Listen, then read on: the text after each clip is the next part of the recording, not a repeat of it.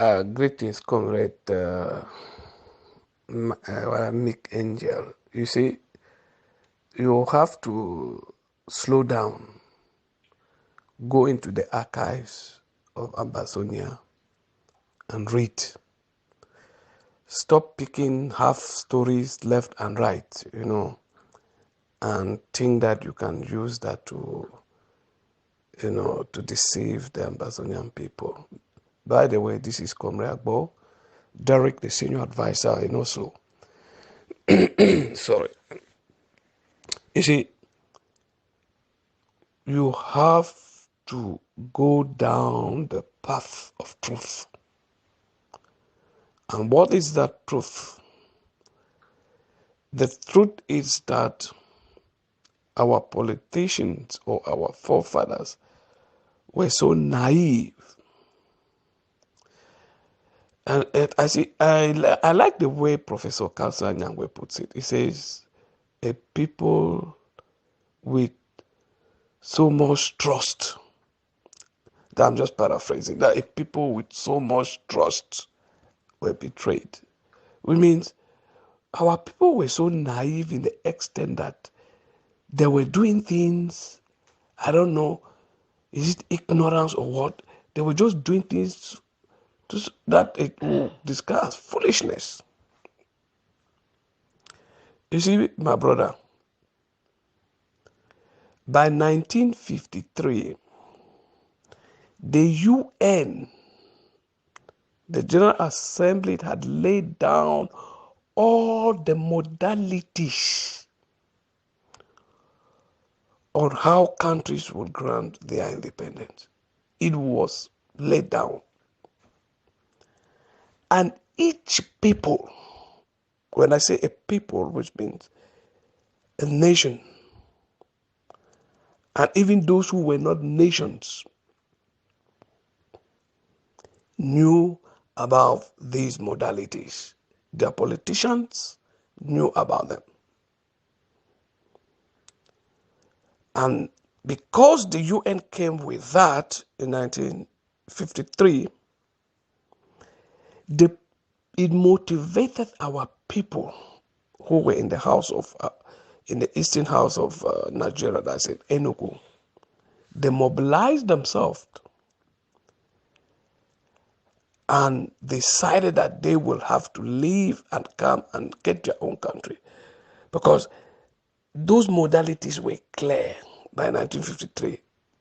The UN had decided that all countries, be it trust territory, territories that were under colonial administrators, must be liberated. And there were three ways you could get your independence. Number one, there was what was known as direct independence, which means the people spoke in one voice, the people agreed and allowed the colonial administrator who was there to grant them independence. For example, Nigeria, Ghana, etc. And when it came to trust territories, direct independence meant that the people will agree, speak in one voice, and accept the UN to terminate the trusteeship agreement. We mean upon termination of the trusteeship agreement, the people were free.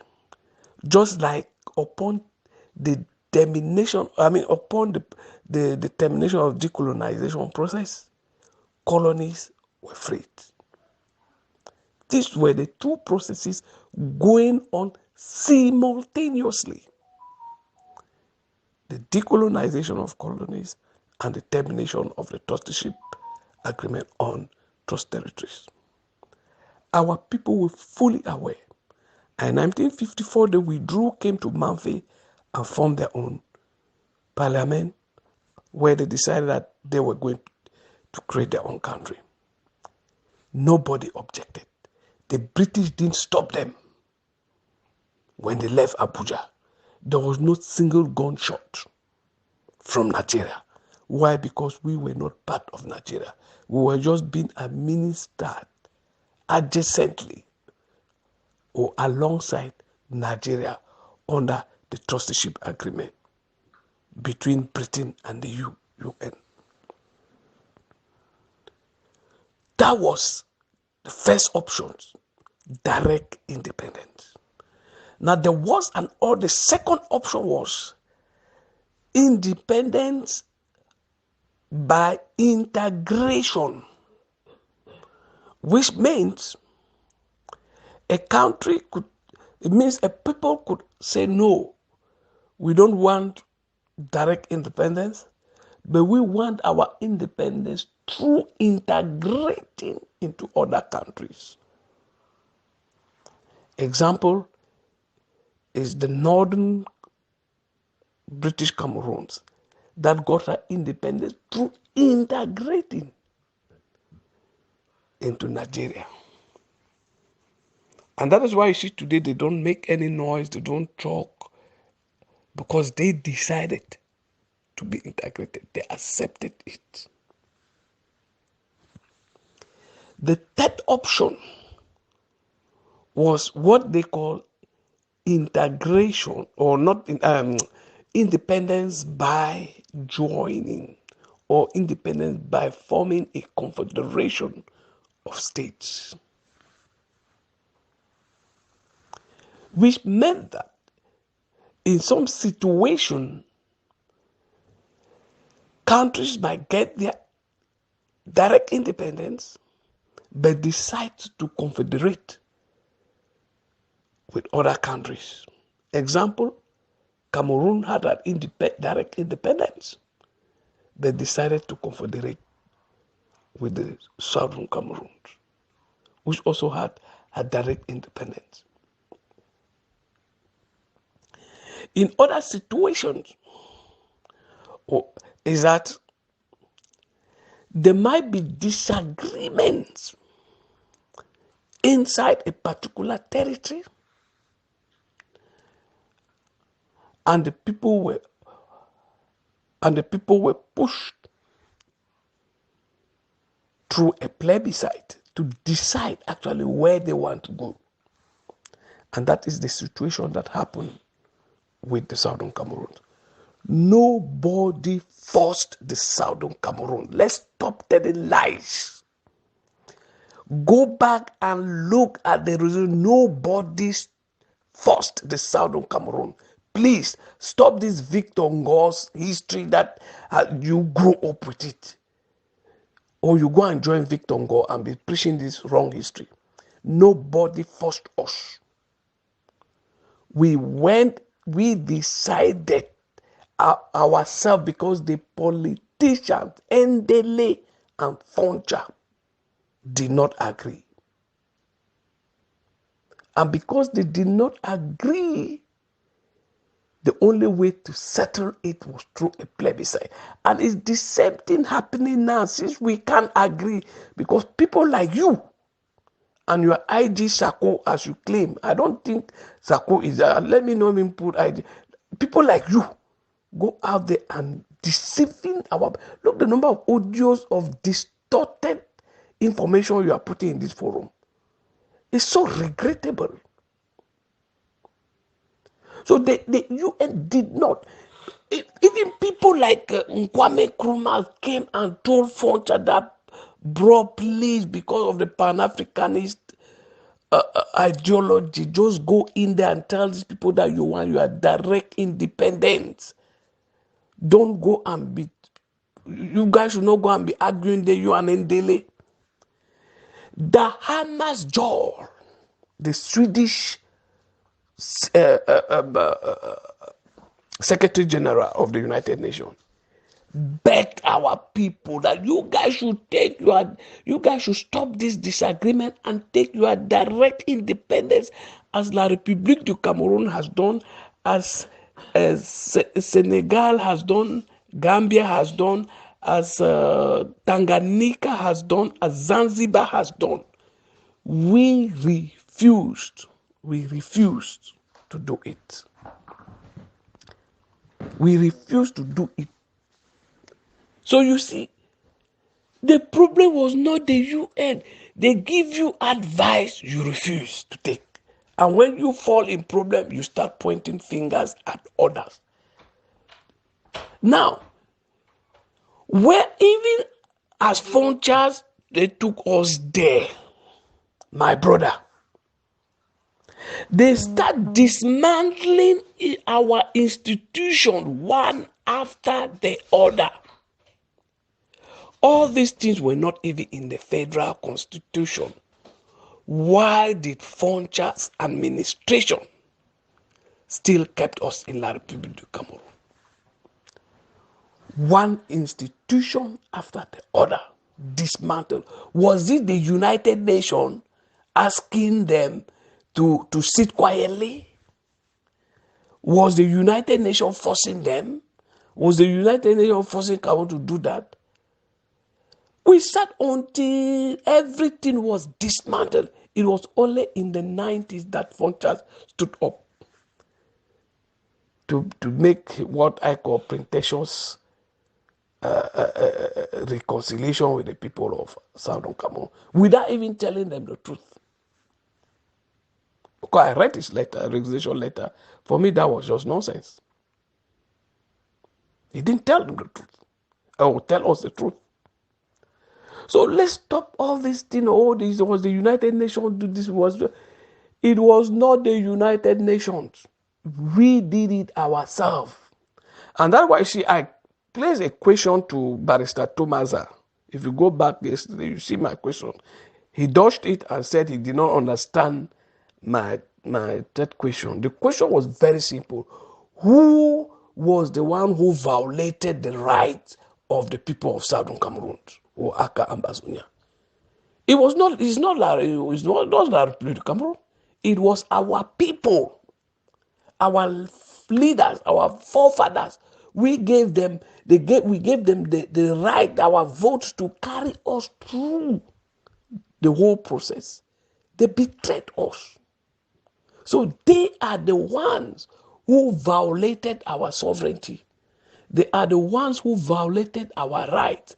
And the simple example is that they saw the Fumban Constitution and they took us along with it.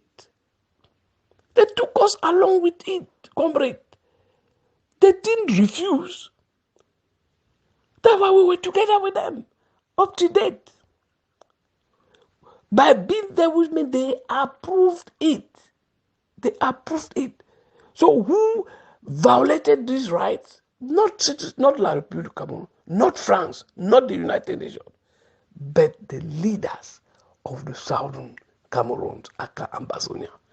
And it is the same thing that is happening now, even with this our own people. When the SDF was formed to do what we are doing now, the same Funchas brother, that's John Frundi, took it, manipulated it, and gave it to Paul Biya. Paul Biya destroyed it. So who violated the SDF policies? Is it Paul Biya? No. It is John Frundi who hijacked it, something he did not form. That is the life of Southern Cameroon. Let's accept our mistakes, examine them, correct them, and do the right thing if we want to be free. So I don't understand this idea of people not wanting to do the right thing. The idea of a referendum has come up now. We say, let's start preparing the minds of our people. Let them be conscious that no matter what will happen, there will be a referendum, because you cannot, it has never happened anywhere, you cannot force the Southern Cameroonians or Ambazonians who call themselves Anglophones, who want to remain with La République. You cannot come and force them to leave. The only best way that will be recognized democratically by everyone that will satisfy the interests first of the nationalists and those who call themselves federalists and unionists, who are all Ambazonians or some Cameroonians. And then secondly, it will satisfy the colonizer, I mean the annexationist itself, La Republic of Cameroon, because it would demonstrate to them that majority of us don't want to remember it. And thirdly, it will demonstrate as well to the international community that there is no way we can live together. It is only a referendum. And when we start preaching this, is to prepare the mind, the psychology of our people. That as we are fighting, we are putting money to hit ground zero, to vibrate ground zero, as we are bringing more arms to vibrate ground zero and make it difficult for our people to Cameroon. Let our people know that there will be a referendum and let them start preparing themselves, teaching their own children, teaching their own grandmothers, especially their grandmothers in the village, that look, time will come, they will ask you to go and vote, and this is what you will vote for. And that's why we have to start preparing the modalities. So when some of you come here and you are distorting the whole thing, just the same like La Republique, then you think that why would people not call you La Republique agent? But you stop all this nonsense, my brother. Stop it. We're too big for that. We're too big. Nobody has said that Cameroon will live without a negotiation, but we are saying that let our people start preparing their mind. We should not be latecomers. When you go and negotiate, then they say, okay, there will be a referendum. You start by then. Oh, the referendum. No. When they go, say, okay, we'll negotiate a referendum. They say, oh, in 4 years, we'll say, no, our people are ready even today for the referendum because they have been sensitized. They know what it has occurred. So it will reduce that pretext that the international community or the the annexation usually gives. Oh, you have to prepare the mind of the people. No, we start preparing it now. If we go for any negotiation, whether in 2 years' time, they want to add another 5 years to prepare people for negotiation, we tell them no. Our people are prepared. They know what a referendum is. They have been taught. And they will have no option than to proceed immediately. That is how we should not do like others. Why can't you be an example first to others? You always take example from others. Ambazonian can be examples as well for others to copy. Come on. We should not only go and say, oh, this is how this man did. This is how this.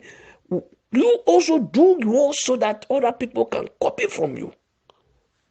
Copy from you. Let's stop all these nonsense we are doing here. Anyway, stay blessed. This is Comrade Bo from Oslo. I don't want to make this audio too long.